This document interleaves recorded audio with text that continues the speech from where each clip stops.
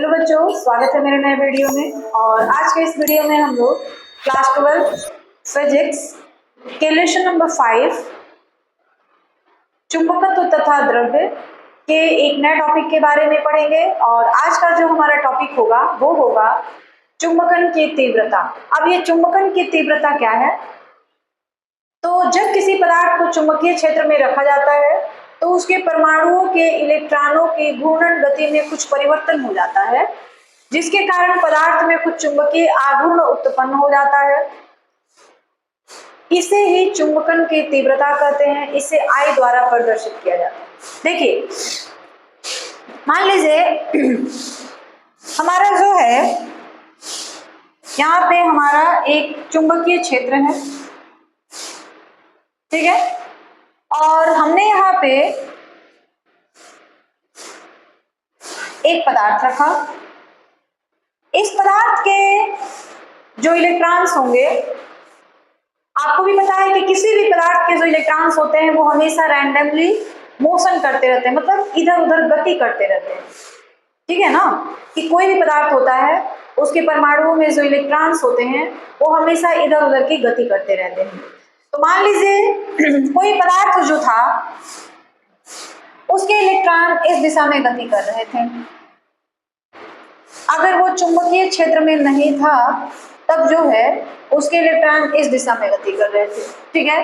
लेकिन जैसे ही इस पदार्थ को हमने किसी चुंबकीय क्षेत्र में रख दिया, ये हमारा चुंबकीय क्षेत्र है यहाँ से यहाँ तक, जैसे ही किसी पदार्थ को हमने यहाँ पे रख दिया इस चुंबकीय क्षेत्र के अंदर, ये हमारा चुंबकीय क्षेत्र है जिसकी दिशा जो है इस डायरेक्शन में है, ठीक है। इस पदार्थ को उठा के हमने चुंबकीय क्षेत्र के अंदर रख दिया इस तरीके से। तो इनके घूर्णन करने की जो गति है, घूमने की जो गति है, इलेक्ट्रॉन परमाणुओं के अंदर जो इलेक्ट्रॉन घूम रहे हैं उनकी दिशा जो होती है बदल जाती है, ठीक है। इसकी दिशा जो है क्या हो गई? बदल गई। अब ये जरूरी नहीं है कि दिशा हमेशा इधर ही रहेगी। अब ये इस पर डिपेंड करेगा कि जो पदार्थ चुंबकीय क्षेत्र में नहीं था उसके जो इलेक्ट्रॉन्स थे वो किस तरह से गति कर रहे थे। और जब हम लोग उसको चुंबकीय क्षेत्र में रखते हैं तो उसकी दिशा बदलती है, उसके घूर्णन करने की गति बदल जाती है। इसे ही हम लोग देखिए, घूर्णन गति में कुछ परिवर्तन हो जाता है जिसके कारण पदार्थ में कुछ चुंबकीय आघूर्ण उत्पन्न हो जाता है। इसे ही चुंबकन की तीव्रता कहते हैं। चुंबकीय आघूर्ण को हम लोग m से दिखाते हैं, ठीक है। तो वही कहा जा रहा है कि जब किसी पदार्थ को चुंबकीय क्षेत्र में रखा जाता है तो उसके परमाणुओं में इलेक्ट्रॉनों की घूर्णन गति में कुछ परिवर्तन हो जाता है जिसके कारण पदार्थ में कुछ चुंबकीय आघूर्ण उत्पन्न हो जाता है। इसे ही चुंबकन की तीव्रता कहते हैं और इसे हम लोग आई द्वारा प्रदर्शित करते हैं। और आई बराबर क्या होता है? आई बराबर होता है चुंबकीय आघूर्ण, चुंबकीय आघूर्ण बाय आयतन। चुंबकीय आघूर्ण को हम लोग m से दिखाते हैं और आयतन को हम लोग v से दिखाते हैं, ठीक है। अगर हम चुंबकन की तीव्रता यानी I को सदिश रूप में लिखें तब क्या हो जाएगा? I सदिश बाय v इस तरह होगा। तो ये जो है चुंबकन की तीव्रता जो है उसका सदिश रूप है, ठीक है। और इसका एसआई मात्रक, इसका एसआई मात्रक, एसआई मात्रक कैसे लिखेंगे? देखिए, m का जो भी मात्रक होगा और v का जो भी मात्रक होगा, तो एसआई मात्रक m का जो एसआई मात्रक होता है यहाँ पे हम लिखेंगे m का एसआई मात्रक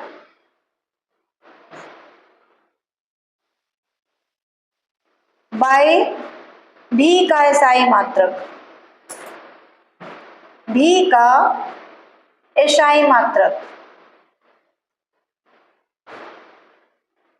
तो m का एसआई मात्रक जो होता है, चुंबकीय आघूर्ण का जो एसआई मात्रक होता है वो होता है ampere, ampere metre square, ampere metre square. और v का एसआई मात्रक होता है मीटर क्यूब, मीटर क्यूब, ठीक है। मीटर स्क्वायर और मीटर स्क्वायर कट जाएगा तो क्या बचेगा, 1 मीटर स्क्वायर इससे कट जाएगा तो क्या हो जाएगा, इससे ये एक मतलब कट गया तो बचा क्या, एम्पियर मीटर, यानी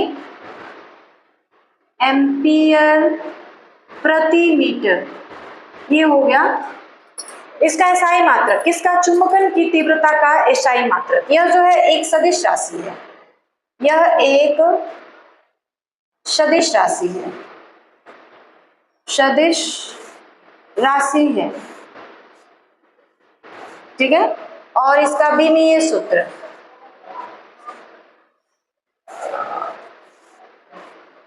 विमीय सूत्र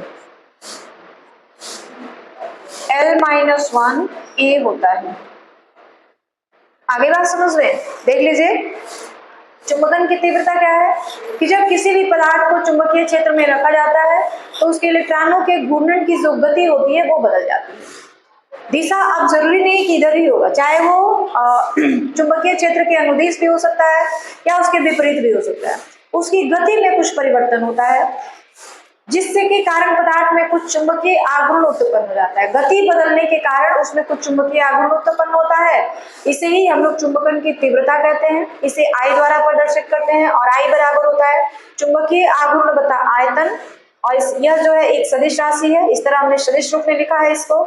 इसका एसआई मात्रक होता है एम्पियर प्रति मीटर। कैसे आया वो भी हमने करके दिखा दिया। और इसका विमीय सूत्र L का -A और A होता है, ठीक है, L-1A होता है। तो ये था चुंबकन की तीव्रता, समझ आई है आपको। अब हम लोग पढ़ेंगे चुंबकीय तीव्रता। जब किसी पदार्थ को बाह्य चुंबकीय क्षेत्र में रखा जाता है तो वह पदार्थ भी चुंबकित हो जाता है, इसे ही चुंबकीय तीव्रता या चुंबकीय क्षेत्र सामर्थ्य कहते हैं। इसे सदिश H द्वारा प्रदर्शित किया जाता है, ठीक है।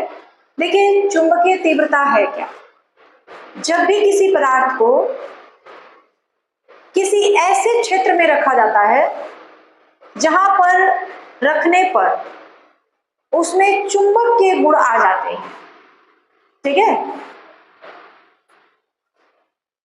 इसे ही चुंबकीय तीव्रता या चुंबकीय क्षेत्र सामर्थ्य कहते हैं। जैसे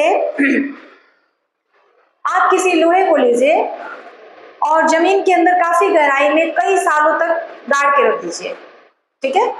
आप किसी लोहे के टुकड़ों को लीजिए, जमीन के अंदर काफी गहराई में कई सालों तक उसको दबा के रख दीजिए, तो जब उसको आप निकालेंगे तो पाएंगे कि उस लोहे में भी चुंबक के गुण आ गए हैं। जिस तरह चुंबक कार्य करने, लोहे की दूसरी चीजों को अपनी ओर आकर्षित करने लगता है, उसी तरह वह लोहे का टुकड़ा जो कई सालों से जमीन के अंदर दबा हुआ था वह भी चुंबक की तरह कार्य करने लगा है, वह भी लोहे की दूसरी चीजों को अपनी ओर आकर्षित करने लगा है।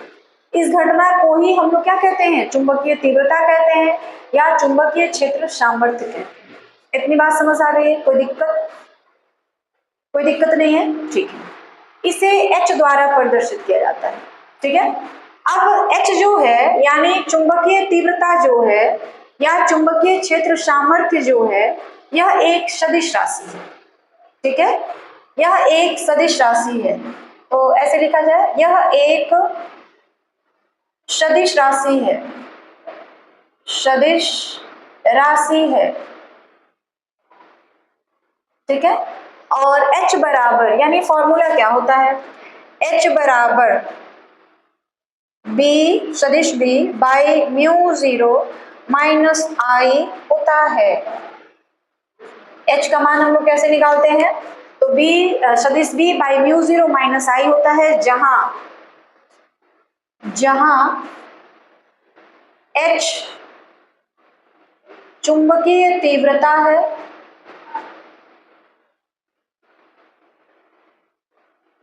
चुंबकीय तीव्रता है, B चुंबकीय क्षेत्र है,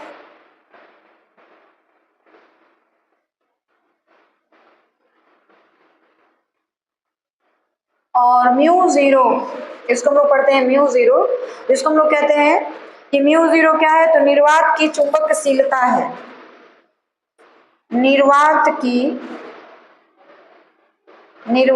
की चुंबकशीलता है, चुंबकशीलता है, ठीक है। और आई क्या है, यहाँ सदिश का चिन्ह लगा देंगे। सदिश आई क्या है, चुंबकन की तीव्रता है। अभी हमने पढ़ा था चुंबकन की तीव्रता, चुंबकन की तीव्रता है।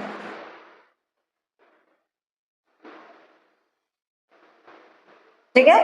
और इसका भी मात्रक एम्पियर प्रति मीटर होता है।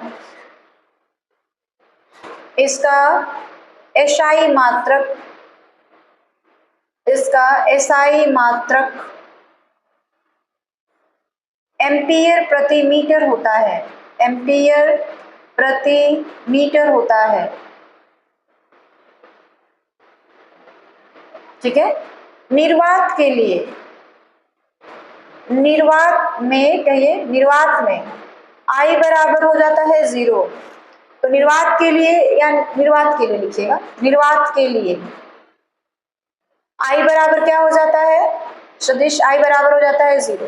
तो जब हम लोग आई की जगह 0 रखेंगे यहाँ पर, तो H बराबर क्या हो जाएगा, H बराबर आ जाएगा म्यू बी बाई म्यू 0। ठीक है। और यदि धारावाही परिनालिका है, किसी धारावाही परिनालिका के लिए, किसी परिनालिका के लिए, किसी परिनालिका के लिए, परिनालिका के लिए क्या हो जाता है, तो देखिए B का मान हो जाता है H बराबर क्या हो जाएगा, B बाई म्यू 0। सदिश का साइन हमने हटा दिया, यहाँ पे सदिश था, यहाँ भी सदिश था, अभी हमने सदिश का साइन हटा दिया है। तो किसी परिनालिका में जो चुंबकीय क्षेत्र का मान होता है वो होता है म्यू 0 इंटू एन और आई। नीचे भी है म्यू 0, म्यू 0 म्यू 0 कैंसिल हो गया, क्या बचेगा एन इंटू आई। ठीक है।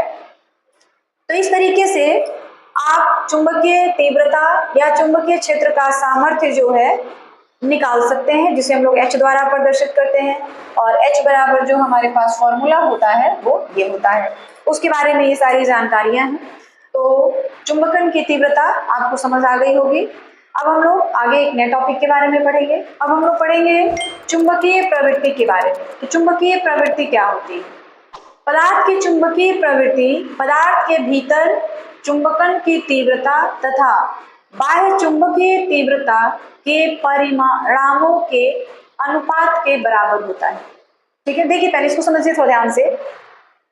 चुंबकीय प्रवृत्ति क्या है, तो किसी भी पदार्थ की चुंबकीय प्रवृत्ति पदार्थ के भीतर चुंबकन की तीव्रता यानी आई आप कह सकते हैं इसको। ठीक है। चुंबकन की तीव्रता आई तथा बाह्य चुंबकीय तीव्रता के परिणामों के अनुपात या तीव्रता के मान लिख लीजिए, परिणाम लिखने में दिक्कत हो रही है, मानों के अनुपात के बराबर होता है। इसको हम लोग H से दिखाते हैं। ठीक है। मतलब पदार्थ के चुंबकीय प्रवृत्ति जो है, किसी पदार्थ के भीतर जो चुंबकन की तीव्रता है और उस पदार्थ के बाहर जो चुंबकीय तीव्रता है, इन दोनों के अनुपात के बराबर होता है। ठीक है। इसे इस तरह से थोड़ा सा x द्वारा प्रदर्शित किया जाता है, x की तरह है, और x बराबर हो जाता है I बटा H। ठीक है। अनुपात है तो किसी भी अनुपात का कोई मात्रक नहीं होता है, यह एक अदिश राशि है, यह एक अदिश राशि है, अदिश राशि है जिसका कोई मात्रक नहीं होता है, जिसका कोई मात्रक नहीं होता है, मात्रक नहीं होता है, होता है। ठीक है। अब यहीं से आप कई फॉर्मूले बना सकते हैं, जैसे मान लीजिए कि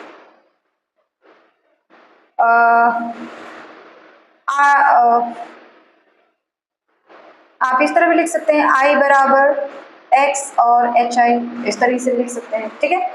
यह एक अदिश राशि है, इसका कोई मात्रक नहीं होता है, कोई बीमा नहीं होती है। ठीक है। अब एक चीज और आप ध्यान रखिएगा, इसको नोट में लिखते हैं, नोट, जिस पदार्थ में I तथा H, जिस पदार्थ में I तथा H की दिशा समान होती है, की दिशा समान होती है, उसके लिए जो चुंबकीय प्रवृत्ति होती है, यानी जो इस तरह से x लिखा जाता है, x धनात्मक होता है, धनात्मक होता है, ठीक है। और ये पहला हो गया। दूसरा क्या हो जाएगा, जिस पदार्थ में I तथा H की दिशा असमान होती है, असमान या विपरीत लिख सकते हैं, असमान होती है, उसके लिए ये जो चुंबकीय तीव्रता है ऋणात्मक होती है, ऋणात्मक होता है, ठीक है। और निर्वात के लिए, तीसरा आप याद रखिएगा, निर्वात के लिए I बराबर 0 हो जाता है। तो जैसे ही I बराबर 0 होगा, ये सारा मान जो होगा क्या हो जाएगा, 0 हो जाएगा। अतः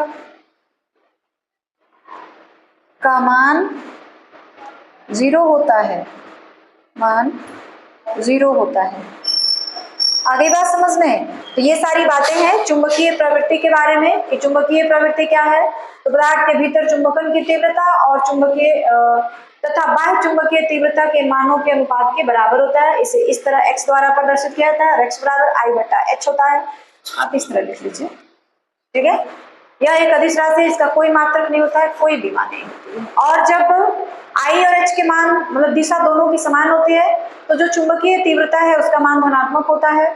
जब I और H की दिशा विपरीत होती है तो चुंबकीय तीव्रता का मान ऋणात्मक होता है। इतनी बात समझ आ रही है? कोई दिक्कत, कोई परेशानी नहीं है? चलिए आगे बढ़ा जाए। अब हम लोग पढ़ेंगे चुंबकशीलता क्या है।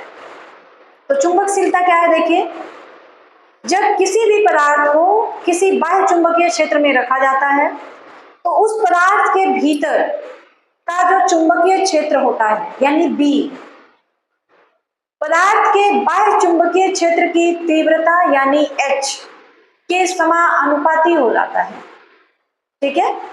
और यही जो होता है चुंबकशीलता कहलाता है। मतलब जैसे अभी हम लिख के बता रहे हैं आपको, जब किसी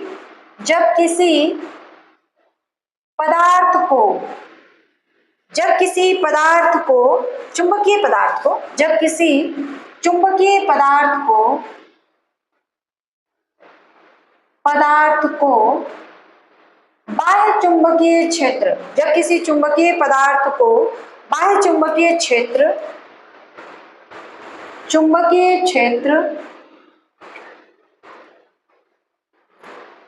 में रखा जाता है तो पदार्थ के भीतर कुल चुंबकीय क्षेत्र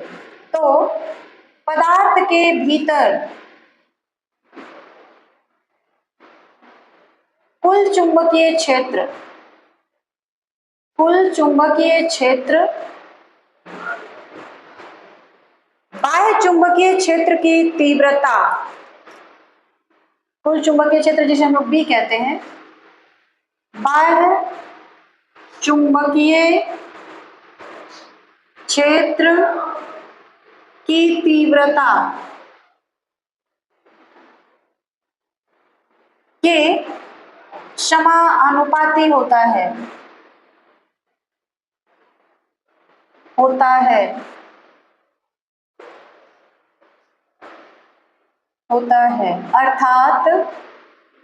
अर्थात B समानुपाती होता है H के। जब हम लोग समानुपाती का चिन्ह हटाते हैं तो कोई हमको स्थिरांक जोड़ना पड़ता है, ठीक है। तो हमने यहाँ पे समानुपाती का चिन्ह हटा दिया, लिखा बराबर, और यहाँ पे एक स्थिरांक हमने जोड़ दिया म्यू और H। यही जो म्यू है, म्यू ही चुंबकशीलता, चुंबकशीलता कहलाता है,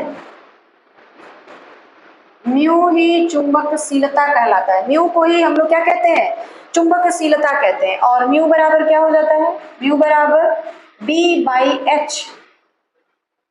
आप इसे दूसरे तरीके से भी परिभाषित कर सकते हैं कि किसी पदार्थ के भीतर कुल चुंबकीय क्षेत्र और बाह्य चुंबकीय क्षेत्र की तीव्रता के अनुपात को, इस फॉर्मूले के हिसाब से अगर कहा जाए तो किसी पदार्थ के भीतर कुल चुंबकीय क्षेत्र और बाह्य चुंबकीय क्षेत्र की तीव्रता के अनुपात को चुंबकशीलता कहते हैं। आप ये भी कह सकते हैं या फिर ये भी कह सकते हैं। आई बात समझ में? तो दोनों में से आपको जो भी आ जाए वो लिख लीजिएगा। और इसका एसआई मात्रक, इसका एसआई मात्रक म्यू का B/H होता है ना, B/H। तो B का एसआई मात्रक, B का एसआई मात्रक और नीचे हो जाएगा H का एसआई मात्रक। ठीक है, तो B का एसआई मात्रक क्या होता है, न्यूटन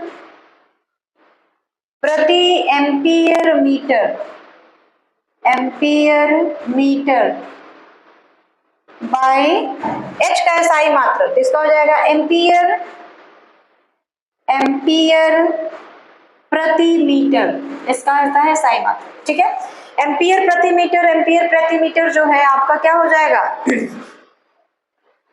नहीं, ये तो नहीं कट पाएगा। देखिए यहाँ पे एम्पियर मीटर है और यहाँ पे एम्पियर प्रति मीटर है। ठीक है, तो मीटर मीटर तो कट जाएगा, लेकिन न्यूटन और ये एम्पियर ऊपर चला जाएगा, तो ये आ जाएगा, मीटर मीटर कैंसिल हो जाएगा। आप करके देख लीजिएगा क्या हो जाएगा, न्यूटन प्रति एम्पियर का स्क्वायर होता है। चुंबकशीलता का जो एसआई मात्रक होता है क्या होता है, न्यूटन प्रति एम्पियर स्क्वायर। और इसका बीमीय सूत्र, इसका बीमीय सूत्र, इसका बीमीय सूत्र क्या हो जाएगा, ML T की पावर -2 A के पावर -2 होता है।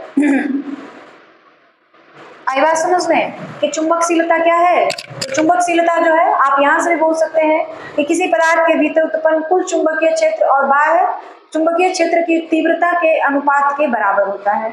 इसे म्यू द्वारा प्रदर्शित किया जाता है। और इसका एसआई मात्रक जो होता है न्यूटन प्रति एम्पियर स्क्वायर होता है।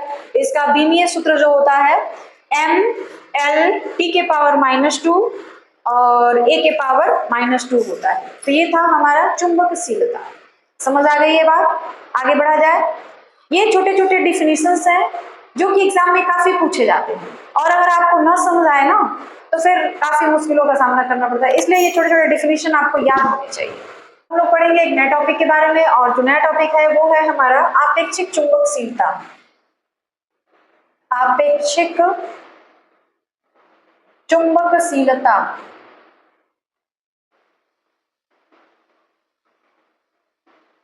देख लीजिए, अभी हमने चुंबकशीलता के बारे में पढ़ा, अब हम लोग पढ़ेंगे आपेक्षिक चुंबकशीलता। तो ये क्या होता है? तो आपेक्षिक चुंबकशीलता जो होता है किसी माध्यम की चुंबकशीलता और निर्वात की चुंबकशीलता, इन दोनों के अनुपात के बराबर होता है। चुंबकशीलता भी आपने पढ़ा ना, B/H। और ये जो आपेक्षिक चुंबकशीलता है ये किसी माध्यम की चुंबकशीलता और निर्वात की चुंबकशीलता, इन दोनों के अनुपात के बराबर होता है। इसका कोई बीमा नहीं होता है, यह जो है एक बीमाहीन राशि है। ठीक है, वही बात आपको लिखनी है। आपेक्षिक चुंबकशीलता किसी माध्यम की चुंबकशीलता,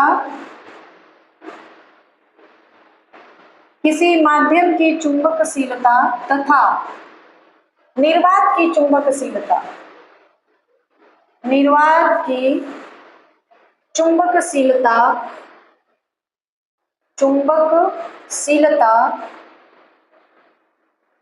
के अनुपात को, के अनुपात को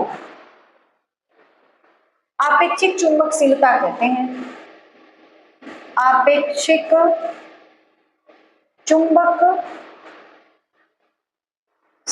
कहते हैं।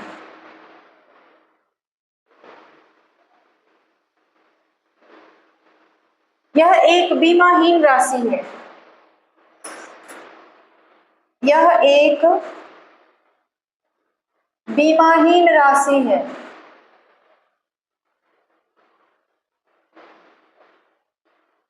जिसका कोई मात्रक नहीं होता है, जिसका कोई मात्रक नहीं होता है, जिसका कोई मात्रक नहीं होता है।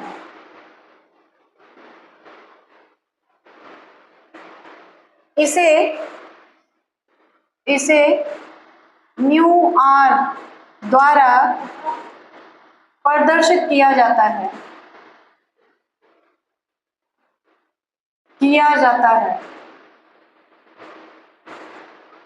और म्यू आर बराबर म्यू बाय म्यू 0 होता है। ठीक है, यही जो है म्यू आर आपेक्षिक चुंबकशीलता है, और म्यू क्या है, किसी माध्यम की चुंबकशीलता है,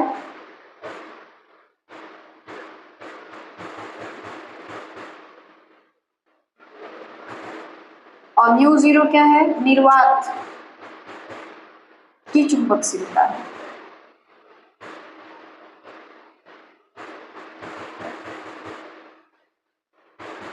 ठीक है, तो इन्हीं दोनों के जो अनुपात होते हैं उसको हम लोग क्या कहते हैं, आपेक्षिक चुंबकशीलता कहते हैं। अब एक हमारा इससे संबंधित लास्ट टॉपिक है, वो है आपेक्षिक चुंबकशीलता। आपेक्षिक चुंबकशीलता, ये जितने भी फॉर्मूले आप लिख रहे हैं ना बेटा, और चुंबकीय प्रवृत्ति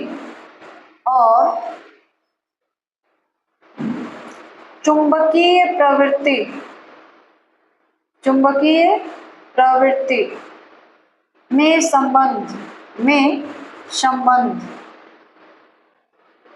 ठीक है, ये क्या होता है संबंध, तो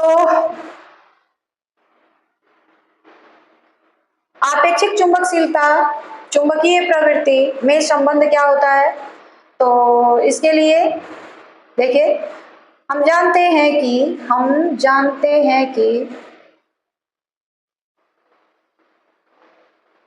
चुंबकीय क्षेत्र क्या होता है, म्यू 0 H प्लस I होता है ना।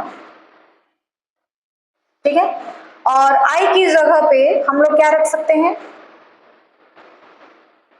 म्यू 0 H, I की जगह पे हमने रखा ये इस तरीके से। ठीक है, अब ये B क्या हो जाएगा, मल्टीप्लाई करेंगे तो क्या हो जाएगा, mu 0 H plus mu 0 I की जगह इस तरह x इंटू एच हो जाएगा, जब हम लोग म्यू 0 से इंटू करेंगे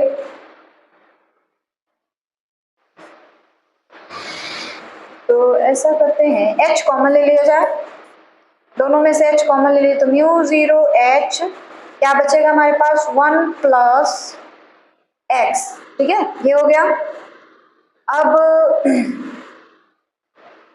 म्यू 0 H ये चुंबकीय क्षेत्र है, और आपेक्षिक चुंबकशीलता जो होता है म्यू आर होता है।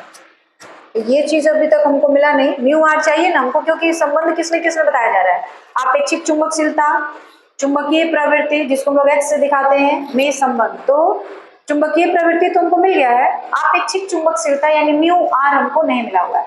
तो यहाँ तक तो हमने कर लिया। अब हम क्या करते हैं, बी की जगह पे आप लिख सकते हैं म्यू एच, और यहाँ mu 0 H, mu naught H भी कह सकते हैं आप, x। ठीक है, H और H कैंसिल हो गया, क्लियर है। क्या बचा हमारे पास, म्यू, ये म्यू 0 इसके नीचे, क्या बचा 1 प्लस x। इसी म्यू बाई म्यू नॉट को हम लोग लिखते हैं म्यू आर। यही जो है आपेक्षिक चुंबकशीलता है, is equal to 1 plus x.